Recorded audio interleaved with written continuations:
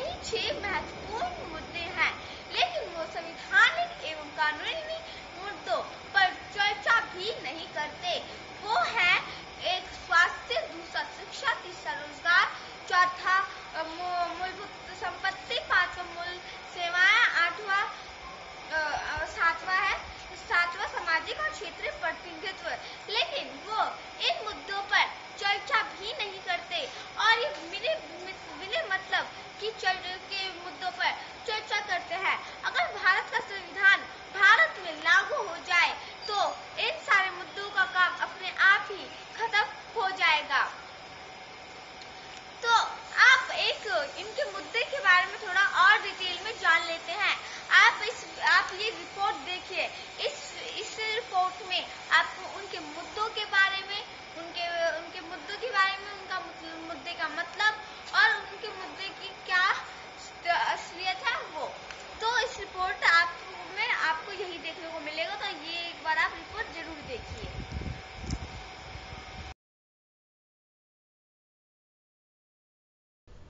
तो जनता दल यूनाइटेड का पहला मुद्दा है न्याय के साथ विकास।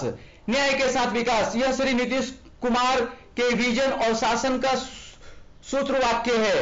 यही वो सोच है जिसकी बदौलत श्री नीतीश कुमार ने देश और दुनिया में बिहार को एक नई पहचान दिलाई है। आज बिहार के हर क्षेत्र में हर तबके का एक समान विकास हो रहा है। जाति, धर्म या लिंग के आधार पर कोई भेदभाव किए बिना सबके लिए आगे बढ़ने के समान अवसर हैं।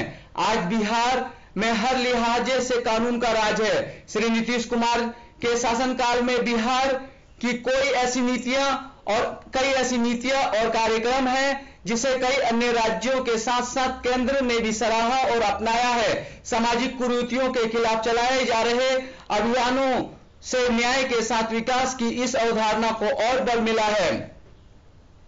जहां तक न्याय की बात है, नीतीश कुमार जी को अति पिछड़े वर्ग का वोट चाहिए, लेकिन उन्होंने अपने जनता दल यूनाइटेड की राज्य कार्यकारिणी में जनसंख्या के अनुपात में प्रतिनिधित्व नहीं दिया,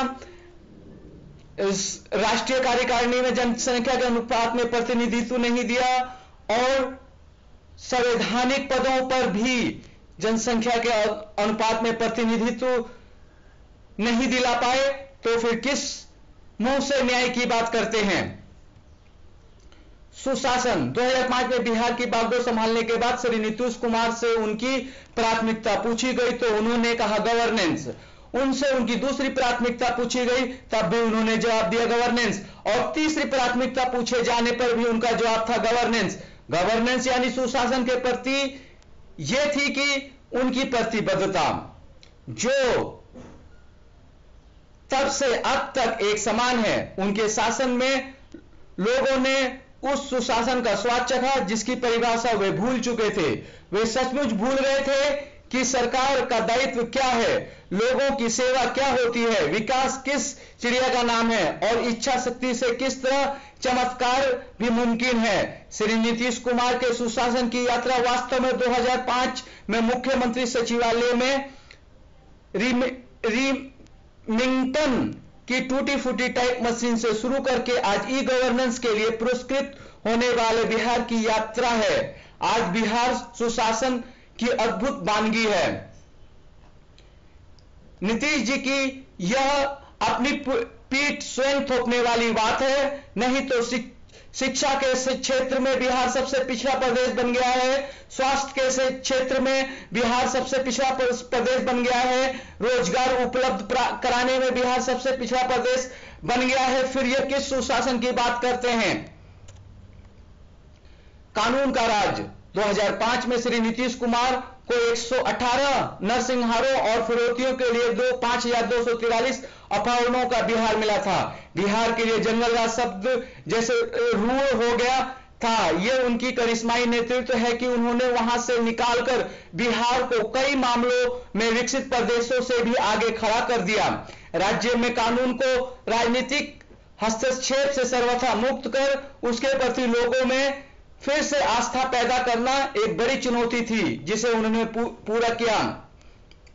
जहां तक कानून राज की बात है, बिहार के हर जिले में हर प्रखंड में, हर क्षेत्र में नए नए माफिया उभर रहे हैं, जो स्टेट प्रायोजित माफिया हैं, जिनके बगैर कोई काम नहीं होता, लोगों को उनके अधीन किया जा रहा है। फिर आप किस कानून राज की बात कर रहे हो? किसी भी सरकारी कार्यालय में चले जाइए, कोई कानून का राज नहीं है। हर काम के लिए पैसा देना पड़ता है, हर जगह भ्रष्टाचार का बोलबाला है। सामाजिक सरोकार, आमतौर पर सरकारें अपने एजेंडे में लोक कल्याण व नागरिक सुविधाओं को तो लेती हैं, लेकिन शराबबंदी, दहेजबंदी, बाल विवाह उन्मूलन जैसे सामाजिक सरोकार और सामाजिक सुधार से जुड़े मुद्दे वहां नहीं दिखा करते। जेडीयू ने इस मिथ्य को तोड़ा और यह बताया कि अगर इच्छा शक्ति हो तो सरकार समाज सुधार को भी नया आयाम दे सकती है। श्री नीतीश कुमार ने हाशिए पर फेंक दिए गए इन मुद्दों को अपने कार्यक्रमों के केंद्र में रखा और देश और दुनिया को समान के सामने एक नया प्रतिमान स्थापित किया। जिस प्रदेश में शिक्षा सबसे निम्न स्तर पर हो, विज्ञान की कोई चर्चा ना हो, संविधान ना लागू किया जाता हो, संविधान के प्रति लोगों की कोई रुचि ना हो, कोई जानकारी ना हो, वहां पर सामाजिक सरोकार की बात करना, सामाजिक न्याय की बात करना, समानता की बात करना, किस समानता की बात कर रहे हैं? जहां अति पिछड़े वर्ग की जातियों को किसी भी क्षेत्र में कोई प्रतिनिधित्व नहीं दिया जा रहा। यहां तक कि जनता दल यूनाइटेड की राज्य कार्यकारिणी में, जनता दल की यूनाइटेड की राष्ट्रीय कार्यकारिणी में, जनता दल द्वारा भेजे गए सभी संवैधानिक पदों पर इनको प्रतिनिधित्व नहीं दिया जा रहा। तो आप किस सामाजिक सरोकार की बात कर रहे हो? महिला सशक्तिकरण, कन्या सुरक्षा और साइकिल व पोशाक योजना से आरक्षण तक ऐसे कई ऐतिहासिक महत्व के कार्य हैं जिनकी बदौलत बिहार ने महिला सशक्तिकरण की दिशा में प्रतिमान स्थापित किया है। बिहार देश का पहला राज्य है जहां 2005 में पंचायत स्तर पर महिलाओं को 50% आरक्षण दिया गया। वहीं सरकारी नौकरी में महिलाओं के लिए 35% आरक्षण का प्रावधान किया गया। बालिकाओं के लिए साइकिल योजना, पोशाक योजना और छात्रवृत्ति योजना ने उन्हें सदियों लंबी घुटन से मुक्ति दिलाई। कन्या सुरक्षा योजना आधी आबादी के लिए सरकार की प्रतिबद्धता का एक बड़ा उदाहरण है। महिलाओं को उनकी जनसंख्या के अनुपात में प्रतिनिधित्व आप दोगे नहीं। जो पंचायत में जहां तक आरक्षण की बात है, वह संविधान में ही प्रावधान है कि महिलाओं के लिए आरक्षण होगा। उसमें आपने कौन सा नया काम किया? 33% अति पिछड़ी जातियों की महिलाओं के लिए आपने कौन से दरवाजे खोले? आपने अपनी बिहार कार्यकारिणी के रास्ते बंद कर दिए, आपने राष्ट्रीय कार्यकारिणी के रास्ते बंद कर दिए, आपने सभी संवैधानिक पदों पर केवल राजपूतों, बनियों और ब्राह्मण भूमिहार लोगों को आगे भेजा। भ्रष्टाचार पर जीरो टॉलरेंस, श्री नीतीश कुमार ने नीड और ग्रीड का फर्क समझाया है। आज जबकि ज्यादातर पार्टियां भ्रष्टाचार को शिष्टाचार बनाने में लगी है, हमारी पार्टी ने भ्रष्टाचार पर जीरो टॉलरेंस की नीति को बहुत मजबूती से निभाया है। यहां देश में पहली बार हो रहा है कि भ्रष्टाचार की कमाई से बने सरकारी अधिकारी या बंगले को जब्त कर, सरकारी अधिकारी के बंगले को जब्त कर उसमें स्कूल खोला जा रहा है।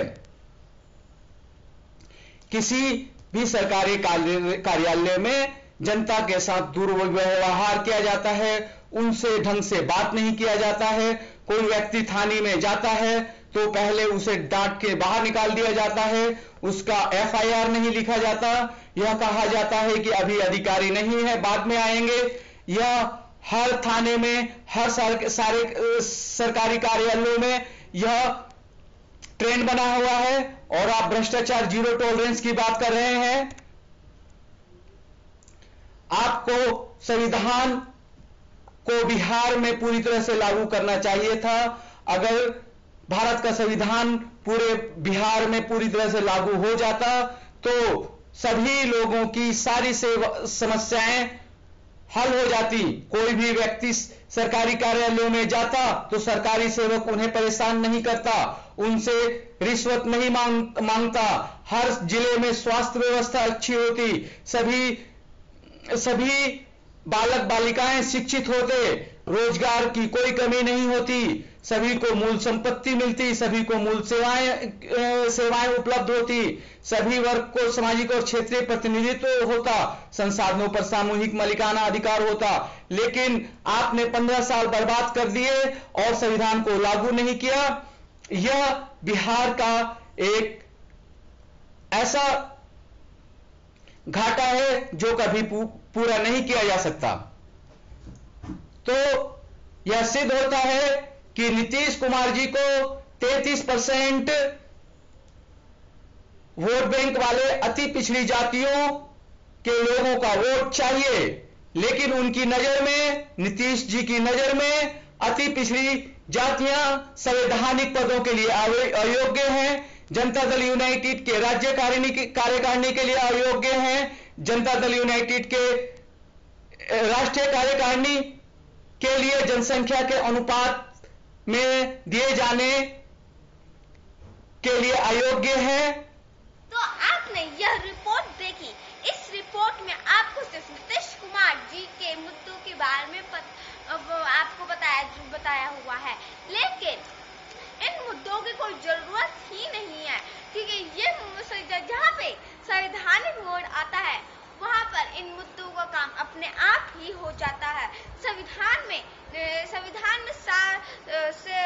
में मुजरिम को कैसे सजा दिया जाए, लोगों के लिए क्या काम होना चाहिए, आरक्षण कितना % कितने को मिलना चाहिए, और उसमें लिखा है जनसंख्या के अनुपात में आरक्षण होना चाहिए, और इसमें सारे चीजें आ रहे हैं संविधान में। तो जहां संविधान वर्ड आ गया वहां पर सारे मुद्दे अपने आप ही कवर हो गए, जो भी जरूरी मुद्दे हैं। तो उनके मुद्दे में आपको फिर से बता देती हूँ। न्याय के साथ विकास वो बोलते हैं कि विकास हमने किया है। पहले 15 साल पहले क्या स्थिति थी बिहार की, लेकिन अब क्या स्थिति है। लेकिन कि ये पूरे भारत में देख लीजिए, पहले क्या स्थिति थी, क्या मकान हुए करते थे, क्या लोग अमीर हुए करते थे, तो लेकिन अब होते हैं। तो नीतीश कुमार का कहना है कि पहले बहुत खराब स्थिति थी बिहार में, जब मेरी सरकार आई तब बिहार की स्थिति बहुत ही अच्छी हो गई, स्थिति बहुत ही अच्छी हो गई। लेकिन वो तो पूरे भारत में हुई है, और बिहार को अभी भी गरीब देश माना जाता है। सारे बिहार के मूल निवासी अभी भी रोजगार के लिए बाहर जाते हैं, वहाँ पर लोग बिना इलाज के मर रहे हैं, वहाँ पर बाढ़ का अभी तक कुछ समाधान नहीं निकाला गया है। तो क्या विकास हो रहा है बिहार का? और भी उनके मुद्दे हैं, जैसे कि दो सुशासन में आपको जो मैंने आपको रिपोर्ट दिखाई उसमें सारी चीजें बताए गए थे और उसको समझाया भी गया था। तो फिर तीसरा, तो हम आगे चलते हैं। तीसरा मुद्दा कानून का राज। कानून सबसे बड़ा कानून तो हमारा भारत का संविधान ही है। तो बिहार में भारत का संविधान अभी तक लागू क्यों नहीं हुआ? चौथा मुद्दा है उनका सामाजिक सरोकार। वीडियो में आप समझ गए होंगे, तो हाँ, मैं सिर्फ आपको नाम बता दी और कुछ नहीं। 5 महिला सशक्तिकरण। तो इनमें आरक्षण के बारे में बात की है इस मुद्दों में। तो आरक्षण पंचायत स्तर पर महिलाओं को पहले से ही मिल चुका है। और 6 है भ्रष्टाचार पर जीरो टॉलरेंस। और अब वो बोलते हैं कि भ्रष्टाचार खत्म ही हो गया। कैसे? अब तो भ्रष्टाचार फैशन ही बन चुका है। हर जगह किसी भी काम के लिए घूस लिया जाता है, हर काम के लिए घूस लिया जाता है। जैसे कोई जाता है सरकारी कार्यालय में, कोई भी बिहार वासी जाता है तो उससे घूस लिया जाता है। तो ये कहाँ से भ्रष्टाचार पर जीरो टॉलरेंस? और अगर अगर नीतीश जी कहते हैं कि मेरा आदमी है, इसका काम कर दो, तो उनका काम तो कर दिया जाता है, लेकिन उसके बाद जो दूसरा मूल्यवासी आता है वो उसका काम को अटकाया जाता है, उससे घूस दिया जाता है, घूस नहीं मिलता तो उसको इधर उधर धक्के दिलवाया जाता है। तो जो मुद्दे जरूरी हैं उनका नाम तो वो नीतीश कुमार जी लेते ही नहीं है, और ये बिना मतलब के मुद्दे के बारे में बात करते हैं। और ये मुद्दे भी जरूरी हैं, लेकिन ये तो संविधान में पहले से ही आ चुका है। जहाँ संविधान वर्ड आ गया, जहाँ संविधान लागू हो गया, ये मुद्दों का काम खत्म, क्योंकि मूल संविधान में ही ये सारी चीजें दिए गए हैं, और संविधान सब मानेंगे तो इन मुद्दों पर अपने आप ही काम हो जाएगा। तो अब बस आप ये पार्ट 2 देख रहे थे, आज के लिए बस इतना ही। इस चैनल को सब्सक्राइब, लाइक और शेयर कर दीजिए, ताकि आपको सारे नेताओं, सारी पार्टियों की असलियत जान सके। तो जय भारत के लोग, जय भारतीय संविधान।